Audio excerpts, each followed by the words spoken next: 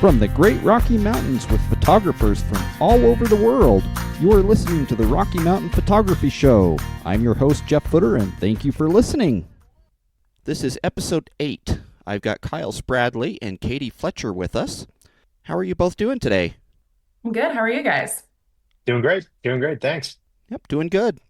So today we're going to talk a little bit about composition, tips and tricks for learning composition, just different composition ideas. Kyle, did you want to get us started a little bit and talk a little bit about what you know about composition?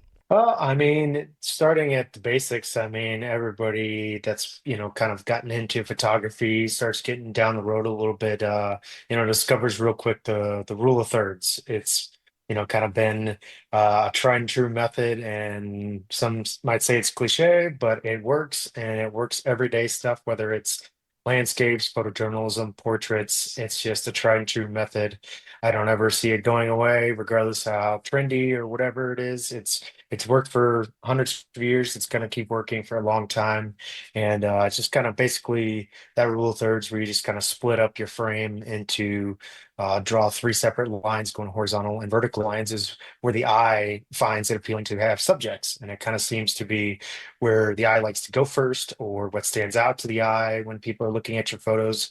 And so that's something, whether it's photo or video, since I do a lot of video work as well too.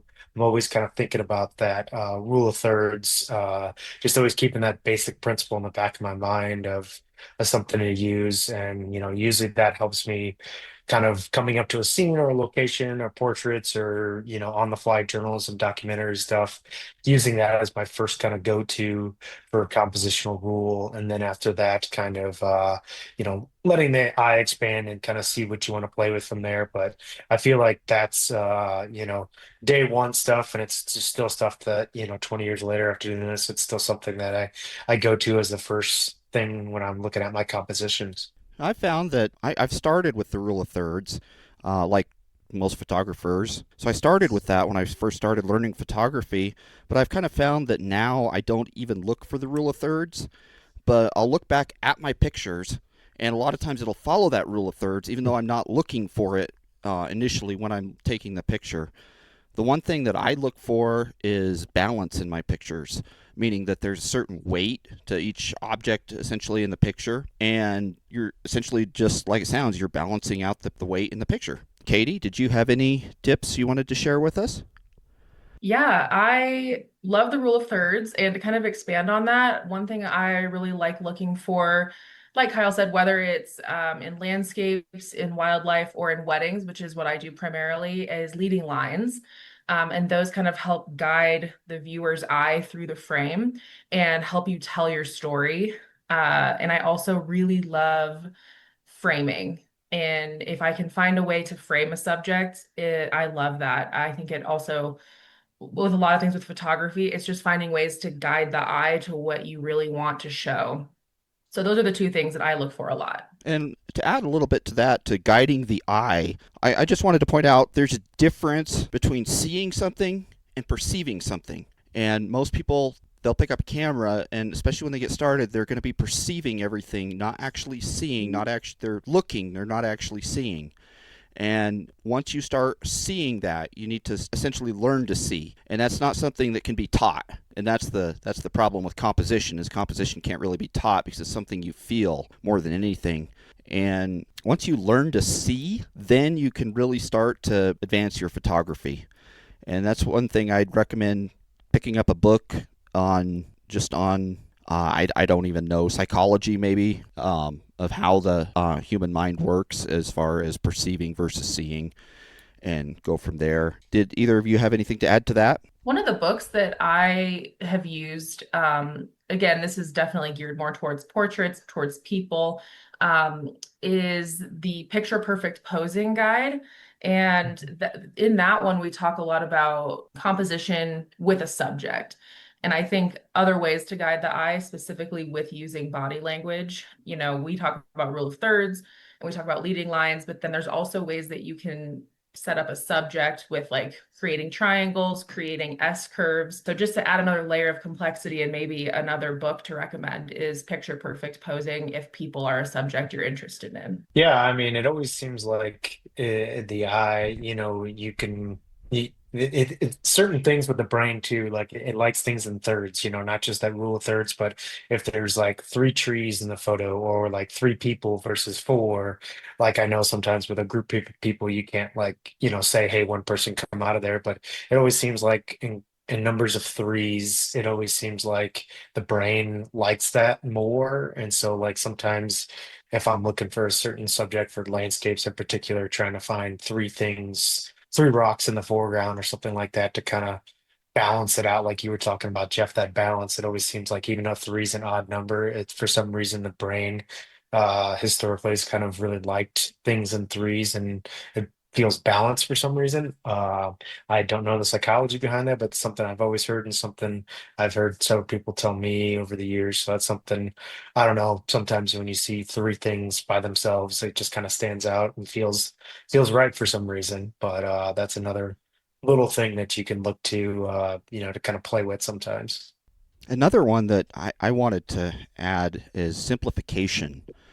That's something that most people, when they get started, they go to a lake or something, they see a sailboat and then a tree in the foreground and mountains in the background and then the sky, and then they want to have everything in the picture. That a lot of times will just confuse the mind of the viewer, make the picture unappealing because it confuses whoever's looking at it, whether they realize it's confusing or not. So simplifying the subject, just focusing in on just that sailboat or just those mountains or just a part of those mountains that you find interesting can dramatically improve your photography. Yeah, that's something when you're shooting landscapes and stuff like that in particular, which kind of, my background kind of strongly comes through when you first, like you said, come to a mountain scene, you have all this stuff in front of you, and your first thing is to want to throw on that ultra wide lens and try to get everything in it. But I mean, a lot of times more than anything, I'm finding with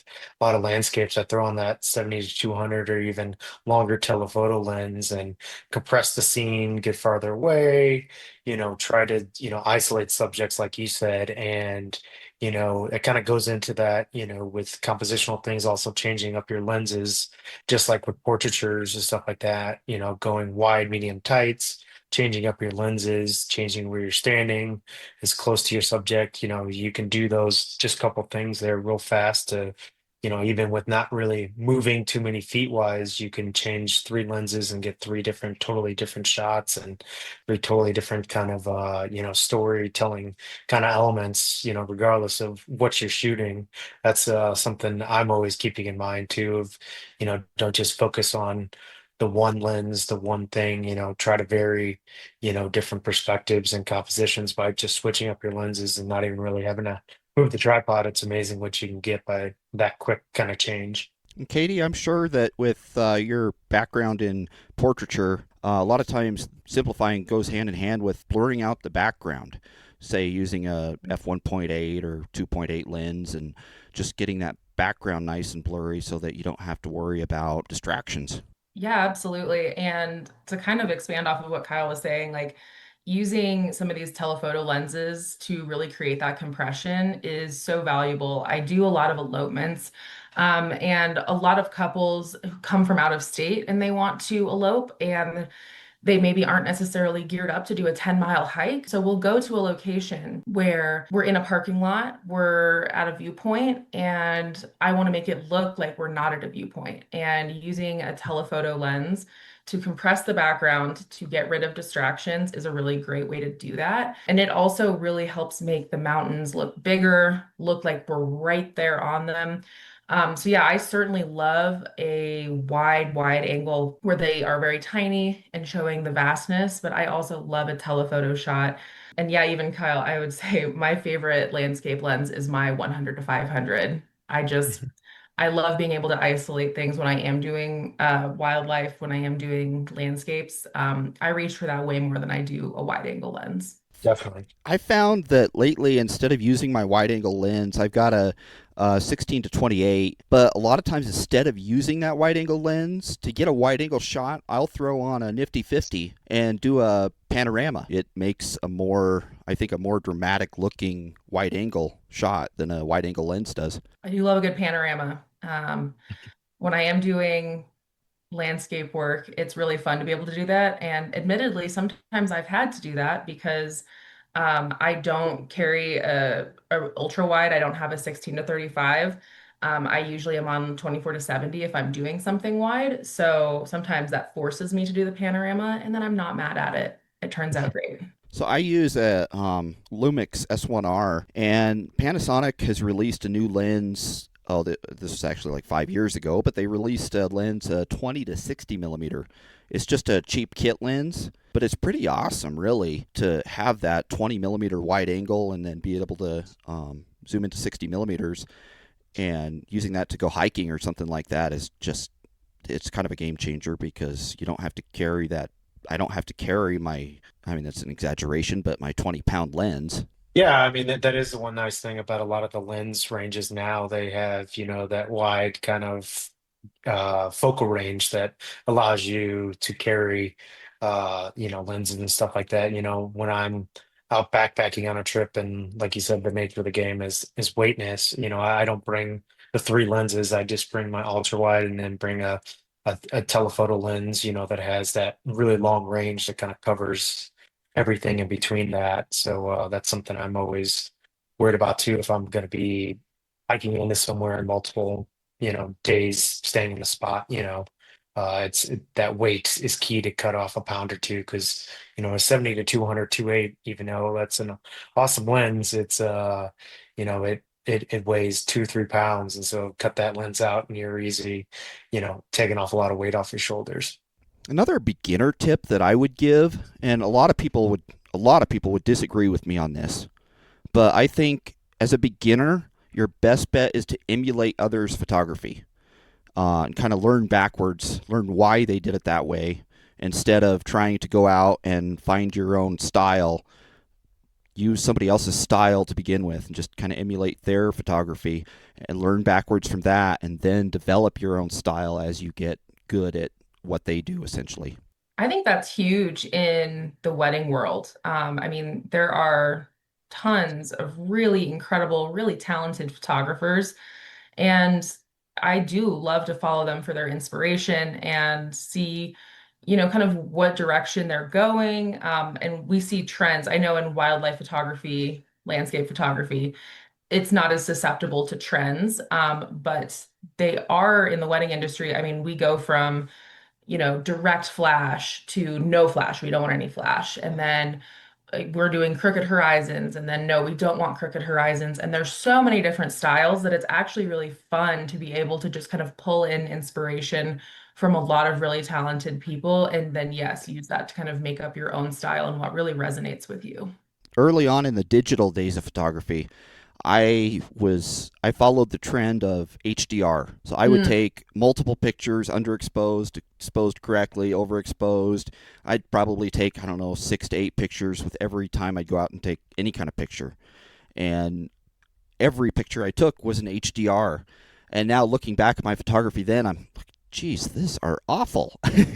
I think it's important, yeah, to be able to like self-critique. And that's one thing that I've learned from other educators, is being able to go look through your photos with that critical eye and say, all right, why didn't this work? What could have made this stronger? And especially with composition, I find that on a fast-paced wedding day, like what you said earlier, Jeff, like my eye naturally goes to these compositional rules, but wedding days are fast paced, and every once in a while I do miss a composition. So then I do have to bring that back with cropping and post processing to really make it a much stronger image. And just, I think when you're a beginner, it's so easy to like get discouraged about your images, but when you can look at them with a more self-critical eye, it's so helpful to help you develop and get better. Yeah, I totally agree. And that's one thing too I like to do every once in a while. Every couple of years go back and look at shoots from a couple of years ago and maybe do re-edits because also the technology changes. post processing changes, and you might crop differently, or kind of even pick a picture that before you were like, ah, I didn't really like that, and then you go back and like, oh, I actually really like that one. And that happens with the kind of any kind of style shoot. A lot of times I see that with sports photography too. If I go back and look at a game from a couple years ago, you find some nuggets that you kind of at first kind of brush aside, and when you go back and look at your edit, like, oh, actually I really like that one now. So it's always helpful to kind of keep abreast of what you're doing and look at how you've changed, and kind of constantly keep looking at it. And it's something that a lot of photographers kind of do instinctually, because we're always just kind of curious, always on that wanting to try something different, try something new, change things up. So as long as you keep that curiosity and that wanting to change stuff, all the other stuff will keep expanding, especially your composition. You want to try things out, you see something that somebody else did, maybe I should go try that myself, try to emulate that. There's no harm in you know copying or trying out something somebody else did, because we're all not reinventing the wheel here. So just keep trying stuff, and what works for you.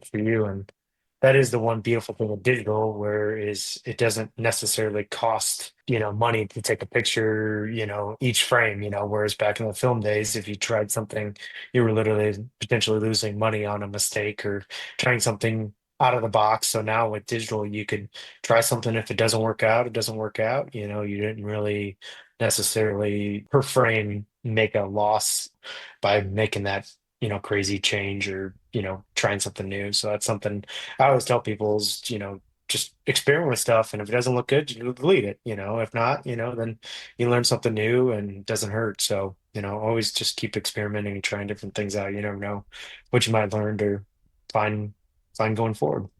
Learning photography, I think, is a lot like learning music. In music, you don't sit down at a piano and just start playing. You're going to read other people's music. You're not going to start writing music without knowing how to play the piano first. So learning a little bit about photography and a little bit about composition first from others, I think, is just critical. Absolutely. I think it's so great to look at inspiration, not even just like, oh, you're scrolling on your Instagram feed, but for example, one of my really good photographer friends, before every wedding, she flips through a Vogue magazine to just look at what other photographers are doing and to get really inspired. And she also pulls a lot of inspiration from movies, like her favorite movies. So getting into that creative headspace before you go out and take pictures too is great. And yeah, obviously, like we all go to Arches National Park and take a picture of Delicate Arch. Like we're not reinventing the wheel, like you said, Kyle, but then going out and thinking about like the images that you've seen of Delicate Arch and like thinking like, what did I really like about that? And same with like looking at a Vogue magazine, like what do I really like about that? And then bringing that to taking photos is awesome. This is, I think, getting a little bit more advanced, but after learning a little bit about composition, getting a feel for composition, you start watching your light, how the shadows fall, watching colors, how where what color is in what place, and how they balance each other out. And I think that's kind of important too to learn eventually, not right away. And I think that also it's helpful to get started with just doing black and white. And again, a lot of people would probably disagree with me on that, but that's my thought is black and white is the way to go to get started, because you don't have to worry about colors as distractions, and you can just focus on where to put things. Yeah, it does help to kind of just simplify it to not it helps when you're especially getting started to just kind of focus on one thing, focus on learning about just shutter speed, and how that responds to your photos and changes the emotion, things like that, instead of trying to worry about all different things, color, aperture, all those different camera settings at once, focusing on trying to nail down one element of each photo that you take, kind of helps kind of get going when you're first kind of learning the elements of the basic principles of exposure and stuff like that. So yeah, simplifying it to go into just black and white helps sometimes, because you're a lot of just instead of just focusing on color and how certain color pops, look at objects as objects instead of just looking at, oh, that, yellow leaf really lit up a blue sky, kind of thing. Well, yeah, that stands out. But if you put it in black and white, you know, changing up your compositional, kind of elements, will kind of help make that photo kind of stand out a little bit differently than others. So yeah, that's a good tip to use is to, kind of get back to the basics and focus on one element to try to figure out and hone that out before you kind of move on to the next element.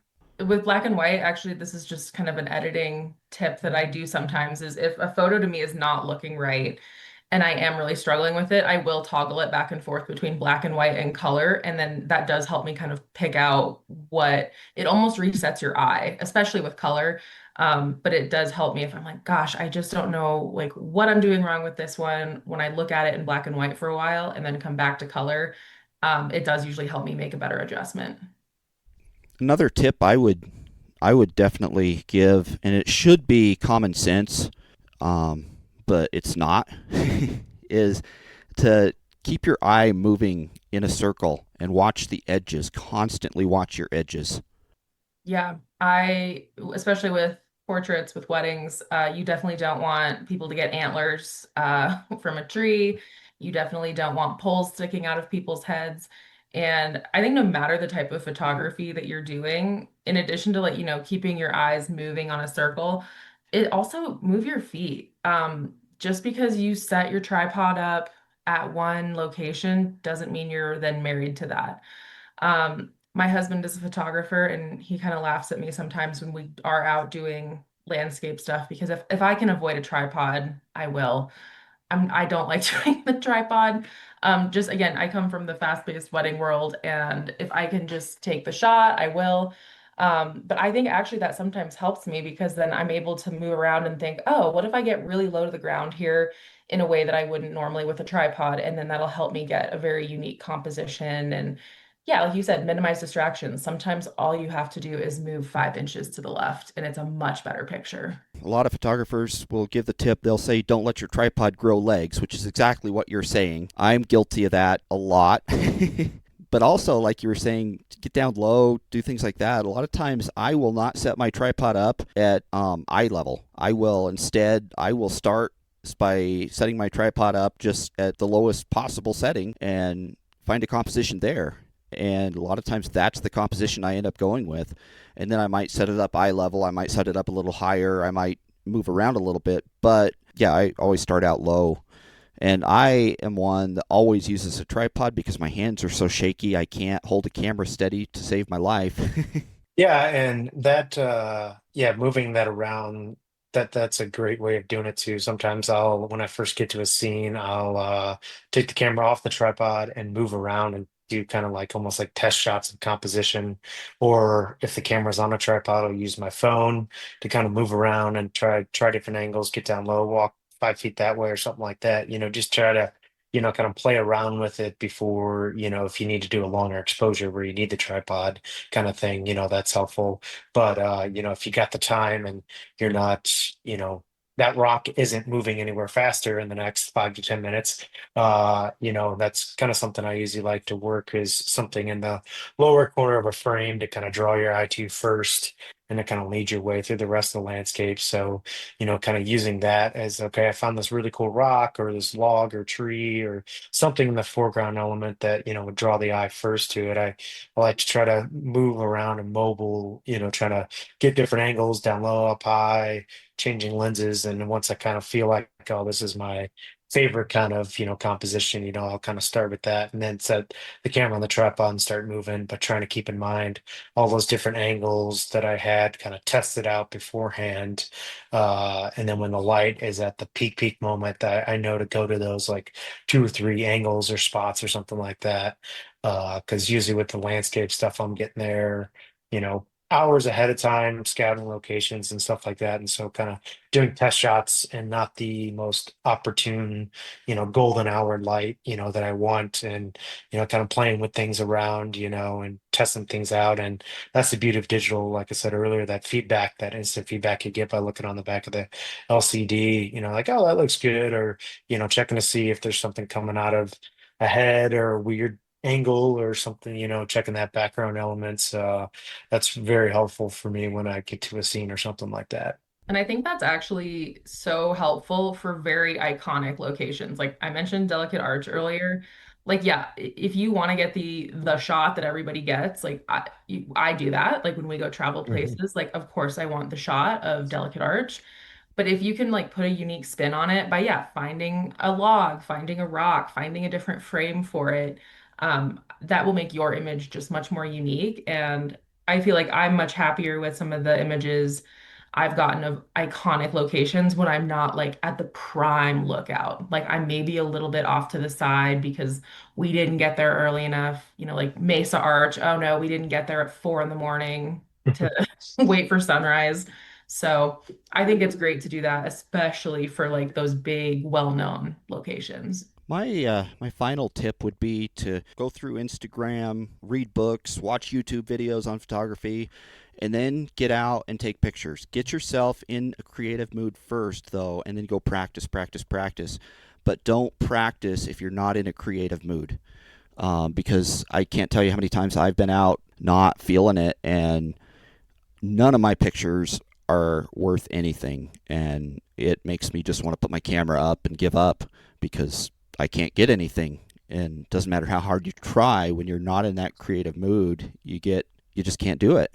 For sure, yeah, it definitely helps to be in a good mind space, but sometimes just like with weddings, you're sleep deprived. It's the 12th hour of what was supposed to be an 8-hour day, so there's sometimes hard to find that, but you just kind of have to work through it, and the more repetition you do it, I'm sure everybody can agree, like you said earlier, Jeff, it just becomes instinctual, it becomes second nature, habit, whatever, it just comes naturally once you start doing it over and over and over again. So you don't even like, oh, I need to do rule of thirds. You just automatically do it because it's just part of it's just like riding a bike, kind of deal. Yeah. And like I said earlier too, like at least, yes, I will say hour 10 of a long wedding day, you're pretty gassed, you're pretty tired. But that prep work leading up to it, like I hold the mornings before weddings as sacred. Like I will not go out and I'm like, I'm not going to brunch with you guys. Like that is my prep morning. I need to just clear my head, kind of settle in. Obviously, like do things like review the timeline.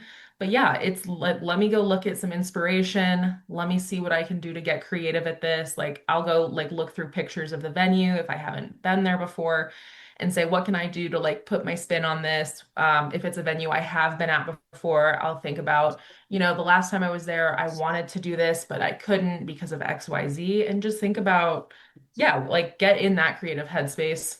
But yeah, sometimes on a long day, or if you're on a road trip and you're like, well, we drove all the way to Yosemite. I'm exhausted. We're just going to go out and take the pictures. Um, I think it's easier to just kind of remind yourself, like, hey, we got to do this. And then sometimes that does help you get in the creative space too. Did you, Katie or Kyle, did either of you have any other tips you wanted to share? Um, I think one thing we talked a little bit about light, and but I think light actually can be really impactful for your composition.